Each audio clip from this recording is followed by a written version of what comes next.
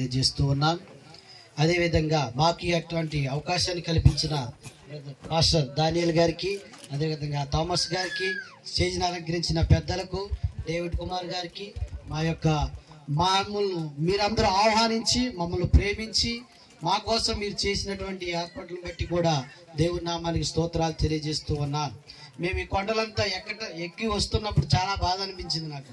Pastor గారు ఎక్కడికో తీసుకువెళ్ళిపోతున్నారు అని చాలా బాధ అనిపించింది నాకు.